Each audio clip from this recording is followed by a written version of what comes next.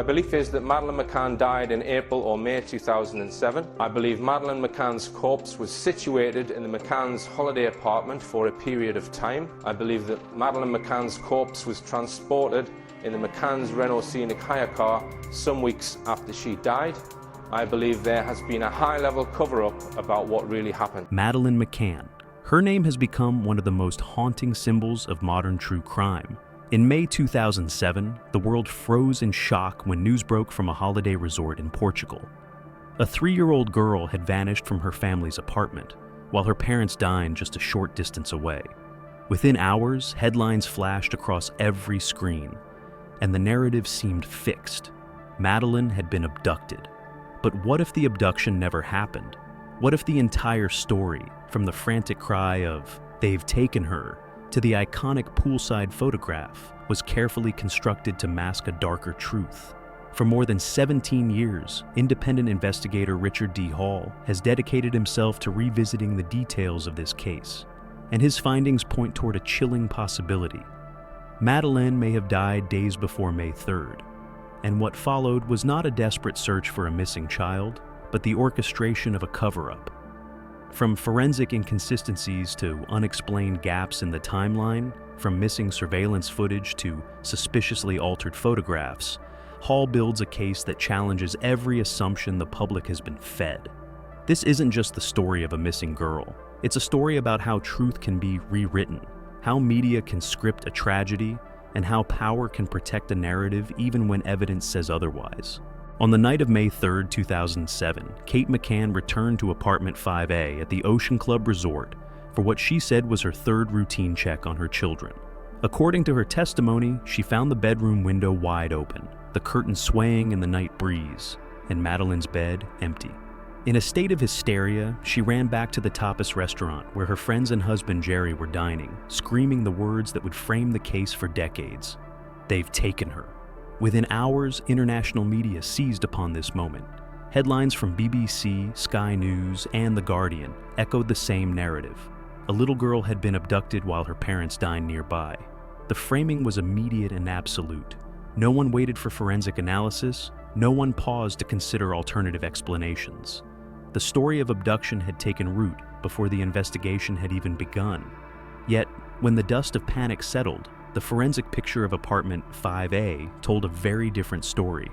At the heart of the official version lies the claim that an intruder climbed in and out of the children's bedroom window, carrying a sleeping child. Richard D. Hall and others point to the evidence that undermines this scene completely. The window latch was intact. The glass was unbroken.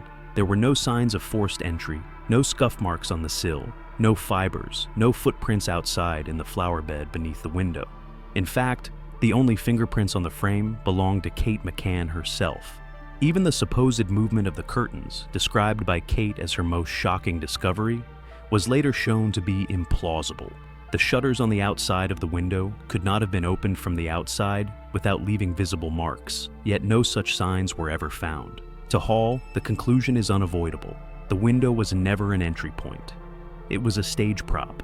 Portuguese police at the time also struggled to reconcile the physical evidence with the abduction story.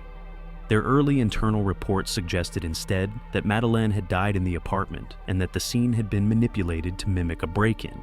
These findings, however, were buried under the weight of international pressure and the sheer force of the British media machine, which refused to entertain anything but the abduction narrative. The contradictions were glaring. If an intruder had indeed carried a child through a window and across the street, why was there no CCTV footage of the suspect? Why did no one else see a stranger in a resort buzzing with activity? Why did the official version rely almost entirely on testimony from the McCanns and their close friends, the so-called Tapas 7, rather than independent witnesses? To Richard D. Hall, these questions expose not just cracks, but fault lines in the official story. The image of a faceless kidnapper slipping silently into the night is, he argues, nothing more than a carefully constructed illusion. An illusion that was never meant to withstand rigorous investigation, but designed to capture headlines, generate sympathy, and shield deeper truths. If the alleged abduction had truly occurred, one would expect traces, footprints in the flower bed, fibers caught on the window, DNA or fingerprints from an intruder. Yet none of these surfaced. Instead, the most unsettling pieces of evidence came not from human witnesses, but from two dogs, Eddie and Keela, highly trained by South Yorkshire Police and deployed in some of the UK's most serious homicide cases. Eddie was a cadaver dog, trained to detect the scent of human decomposition. Keela specialized in identifying traces of human blood invisible to the naked eye. When they were brought into apartment 5A, their responses were nothing short of chilling. Eddie alerted behind the living room sofa, in the bedroom where Madeleine slept, and even to a piece of Kate McCann's clothing. He reacted intensely to the key fob of the Renault Scenic hire car, and most disturbingly, to the inside of its boot. Keela, working independently, confirmed Eddie's alerts, indicating traces of blood in the same apartment areas, and particularly in the grout of the tiles, places where liquid could seep and remain beyond the reach of surface cleaning. Most critically, neither dog reacted near the bedroom window, the supposed entry and exit point for the kidnapper. To Richard D. Hall, this was devastating for the abduction narrative. If someone had truly climbed through the window with a child, there should have been some trace. Yet the dogs indicated nothing there. Instead, their alerts painted a different map, one of death inside the apartment and possible transportation of a body in the hire car obtained weeks later. DNA testing was carried out on the samples collected from the car boot. The results were inconclusive in the strict legal sense, but they revealed a partial profile matching 15 of 19 markers with Madeleine McCann. While this did not meet the threshold for criminal charges, it was forensically disturbing. If not Madeleine, then who? And if it was her, how could her genetic material appear in a car rented after her disappearance? The reliability of cadaver and blood dogs has been proven time and again in major investigations across the world. Their accuracy rate is well documented. In other cases, their alerts alone have been enough to secure convictions, even in the absence of a body. Yet in the McCann case, their findings were dismissed, minimized, or ignored entirely. As Hall dryly notes, if the dogs were wrong here, why are they trusted everywhere else? For him, the explanation is clear. The dogs weren't wrong. They were simply too right. Their findings didn't fit the story that had already been broadcast globally, a story the British government and media were determined to preserve. To admit what Eddie and Keela revealed would have meant confronting the possibility that Madeleine had died in the apartment, and that the official narrative of abduction was a fabrication. Instead, the alerts were quietly filed away, treated as inconvenient noise rather than critical leads. Hall calls this selective forensics. Science was welcome when it supported the abduction theory, but discarded when it threatened to dismantle it. Among the many contradictions in the Madeleine McCann case, none has provoked more controversy than the so-called last photo. This image, released by the McCann family, was presented as the final snapshot of Madeleine alive, taken by her father Jerry on the afternoon of May 3rd, just hours before she reportedly vanished. In the photograph, Madeleine sits by the pool at the Ocean Club with her sister and mother, smiling under a bright blue sky. To the mainstream media, it became a symbol of innocence cruelly stolen. To Richard D. Hall, however, it was something else entirely, a calculated construction. The first red flag lies in the light itself. Hall analyzed the angle of the shadows and concluded they did not match the claimed time of 2:29 p.m. Instead, the shadows suggested a moment closer to midday, when the sun was nearly overhead. More troubling still, weather records from a nearby meteorological station confirmed that May 3rd was cloudy, breezy, and overcast. Yet the photo depicts a crystal-clear sky and sharp sunlight. The only day during the McCann stay that matched these conditions was April 29th. Another glaring issue was the absence of EXIF metadata, the digital fingerprint embedded in all photographs that records the precise time and date an image is taken. For the last photo, all such metadata had been stripped. The McCanns explained that this occurred during the transfer and modification of the image for publication. Hall rejects this, insisting metadata does not vanish through casual transfers. It must be deliberately removed. To him, this was not an accident, but a sterilization of evidence. Hall also noted discrepancies in Madeleine's appearance. Compared with photos from the same week, she appeared slightly older, her facial structure more defined, her posture stiffer. To critics, this may seem subjective, but Hall used comparative analysis, highlighting differences that suggested the photo may have been taken earlier, not on the day of her disappearance. Taken together, the evidence is damning. The lighting inconsistent with May 3rd, the weather contradicting meteorological reports, the missing metadata, and the suspiciously polished timing of the release. Hall proposes that the last photo was actually taken on April 29th, coinciding with the McCann's first recorded use of the pool and the only day of perfect weather. If true, this would mean the last verifiable image of Madeleine was captured days before the world was told she disappeared. It would also mean that the narrative of May 3rd as her final day alive was built on a fabrication. The last photo, Hall concludes, is not a memory of a happy afternoon. It is the keystone of a false timeline. To understand Richard D. Hall's reconstruction of events, one must look closely at the days leading up to May 3rd. The official timeline suggests a normal family holiday, yet when scrutinized, it reveals alarming gaps. Days where Madeleine's presence cannot be independently confirmed by anyone outside her family and close friends. The McCanns arrived at the Ocean Club Resort on April 28th. Strangely, despite the significance of this first day, there are no verified photographs, no independent witness statements, and no surveillance records documenting Madeleine's arrival. This absence of evidence may not appear suspicious in isolation, but it sets the tone for what follows. April 29th stands out as the day of the pool, the likely date of the disputed last photo. Weather conditions, shadow angles, and the lack of supporting images all suggest that this photograph was taken on that day, not May 3rd, as officially claimed. If Hall's conclusion is correct, then April 29th may have been the last day Madeleine was verifiably alive. From April 30th onward, what Hall calls a visual blackout begins. For 4 consecutive days, April 30th, May 1st, May the 2nd, and May 3rd, there are no independent photos, no credible sightings, and no reliable records of Madeleine's activities. This silence is deafening. One exception is the testimony of Pamela Fenn, a resident living above the McCann's apartment. On the night of May 1st, she reported hearing a child crying for over an hour between 10:30 p.m. and midnight, without any adult responding. Hall interprets this as possibly the last evidence that Madeleine was alive. If it was her, the account raises troubling questions about neglect. If it wasn't, then who was crying for so long? On May 2nd, the silence deepens.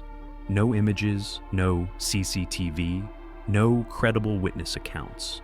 Even the records from the creche where Madeleine was supposedly cared for show irregularities, with questionable signatures and inconsistencies in handwriting. Hall suggests that this may have been a day of staging, time used to adjust records and align statements in preparation for what would later be declared an abduction. Then comes May 3rd, the day the world was told Madeleine disappeared. Yet, even here, the supposed proof, the last photo, has been discredited by light and weather analysis. Without it, there is no independent evidence that Madeleine was alive that day. To Hall, this 6-day period is not a holiday timeline. It is a void, a blackout, and potentially the space in which a cover-up was created. If Madeleine truly died on April 29th or 30th, then the following days were not spent searching for her. They were spent preparing the story the world was meant to believe. If the official timeline was already fragile, the credibility of the witnesses tied to the abduction narrative makes it even weaker. Richard D. Hall focuses on a series of so-called sightings that, rather than clarifying events, appear to have been carefully placed to support the kidnapping story. 4 figures dominate this web of testimonies: Tanner Man, Smith Man, Sagres Man, and Creche Man. The first and perhaps most famous was Jane Tanner's account. At around 9:15 p.m. on May 3rd, she claimed she saw a man carrying a child in pajamas walking past the McCann's apartment. This sighting was immediately hailed as proof of abduction, yet glaring problems remain. The spot where Tanner said she saw the man was the very place where Jerry McCann was speaking to another holiday maker, Jez Wilkins. Neither Jerry nor Jez reported seeing anyone. For a man carrying a child to walk directly past them, unnoticed defies logic. Moreover, Jane's description was vague. Light-colored trousers, no facial details, no height, no hair, no defining features. It was, in Hall's view, a ghost sketch. Then came the Smith sighting, far more compelling, yet largely ignored by the media. Around 10 p.m., an Irish family reported seeing a man carrying a child through the streets. Months later, Martin Smith stated that the man's posture and mannerisms resembled Jerry McCann himself. If true, this would place Jerry carrying a child after Madeleine was supposedly abducted by a stranger. Instead of being investigated thoroughly, this testimony was quietly sidelined. Other figures followed. Says Madeleine, a German tourist wrongly identified as a suspect, had his name and photograph splashed across tabloids, only to be completely cleared. He was, as Hall calls him, a scapegoat, someone offered to the public to maintain the illusion of progress. Years later, Creshman was introduced retroactively, explained as a parent carrying his own child, who had supposedly been mistaken for the abductor seen by Jane Tanner. This explanation, arriving 6 years after the fact, patched up contradictions but did nothing to repair the credibility of the original testimony. To Hall, the pattern is obvious. Each of these phantom suspects played a role in sustaining the abduction narrative. Tanner Man planted the idea early. Smith Man, too dangerous, was suppressed. Says Man provided a convenient distraction. Creshman retroactively cleaned up inconsistencies. None of these figures resulted in arrests or charges. None were ever proven to exist as real abductors. Their purpose was never to solve the case. It was to keep the narrative alive. In Hall's assessment, witnesses were not simply recounting what they saw. They were manipulated, curated, and in some cases, erased, all in service of preserving a story that the evidence itself could not sustain.